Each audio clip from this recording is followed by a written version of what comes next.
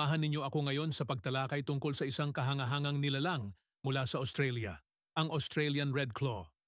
Ang Australian Red Claw, na may siyentipikong pangalan na Cherax quadricarinatus, ay isang uri ng freshwater crayfish na matatagpuan sa mga ilog at lawa ng Northern Queensland, Australia, at ilang bahagi ng Papua New Guinea.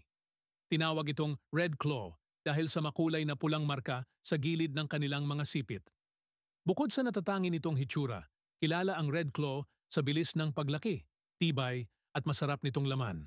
Dahil dito, ito ay isa sa mga paboritong alagaan sa aquaculture at isang magandang alternatibo sa tradisyonal na pagkaing dagat dahil sa mababa nitong epekto sa kalikasan.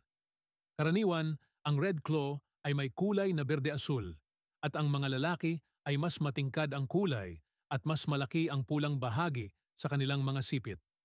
Maaari silang lumaki ng hanggang 25 sentimetro at tumimbang ng halos 600 gramo. Sa kalikasan, ang Red Claw ay madaling makibagay, kaya nilang mabuhay sa iba't ibang uri ng tubig tabang, mula sa mabatong sapa hanggang sa maputik na lawa. Omnivorous sila, kumakain ng mga halaman, maliliit na isda, insekto at mga organikong labi. Sa panahon ngayon, itinuturing ang Australian Red Claw bilang isang mahalagang bahagi ng sustainable farming.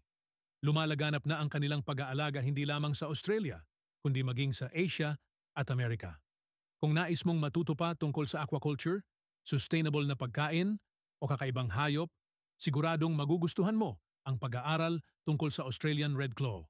Samahan niyo kami sa susunod na bahagi kung saan tatalakayin natin ang kanilang siklo ng buhay, paraan ng pag-aalaga, at ang masarap na paraan ng pagluluto sa kanila. Kung nagustuhan ninyo ang video na to, please subscribe, like and share this channel.